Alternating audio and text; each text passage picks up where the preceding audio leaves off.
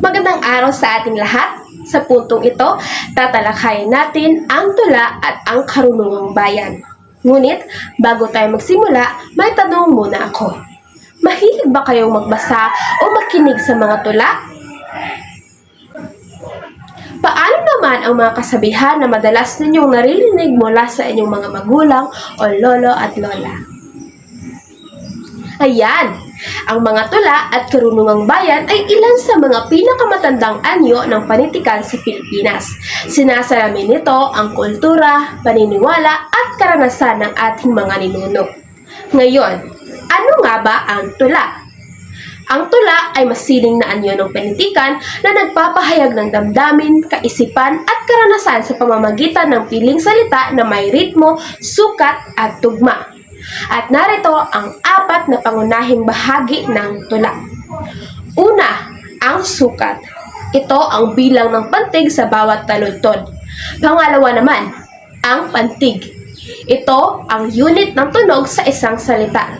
Syllables kung isasalin sa Ingles. Halimbawa, ang salitang maganda. Ito ay may 3 pantig. Ikatlo ay ang tugma. Ito ay ang pagkakatulad o pagkakasing tunog ng huling salita sa bawat taludtod. Ikaapat, ang talinghaga. Ito ay ang paggamit ng matatalinghagang salita upang maging mas masining ang pagpapahayag. Naiintindihan ba? Ngayon naman ay pag-uusapan natin ang karunungang bayan. Ang karunungang bayan ay mga kasabihan, paniniwala at karanasang ipinapasa ng ating mga ninuno mula sa isang henerasyon patungo sa susunod. May iba't ibang uri ito. Una ay ang bugtong. Ito ay palaisipan na may nakatagong kahulugan at sinusubok ang ating talino.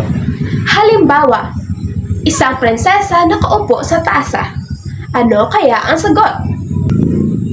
Tama! Ang sagot ay kasoy. Sunod naman ay ang tanaga. Ito ay isang katutubong tula na may 4 na taludtod at 7 pantig sa bawat taludtod. Sunod naman ay ang sawikain. Ito ay mga idioma o pahayag na hindi literal ang kahulugan. Halimbawa, balat sibuyas.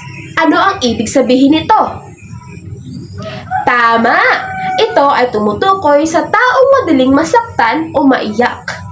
Sunod naman ay ang salawikain. Ito ay mga patalinghagang pahayag na nagbibigay aral sa buhay. Halimbawa, ang hindi lumingon sa pinanggagalingan ay hindi makakarating sa paroroonan. Ano ang ipinapahiwatig nito? Mahusay! Pinapakita nito na mahalagang aalahanin at palahagahan ang ating pinagmulan. At ang panghuli ay ang kasabihan. Ito ay direktang pahayag na nagbibigay ng payo o katotohanan tungkol sa buhay.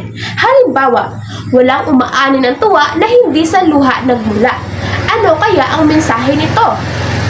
Tama! Ipinapakita nito na bago makamit ang tagumpay, kinakailangan munang magsikap at magtiis. Natapos na tayo sa ating talakayan. Ngayon, balikan natin ang ating mga tinalakay. Ano ang masasabi ninyo tungkol sa tula at karunungang bayan? Bilang mga Pilipino, paano natin mapapahalagahan ang tula at karunungang bayan sa kasalukuyang panahon?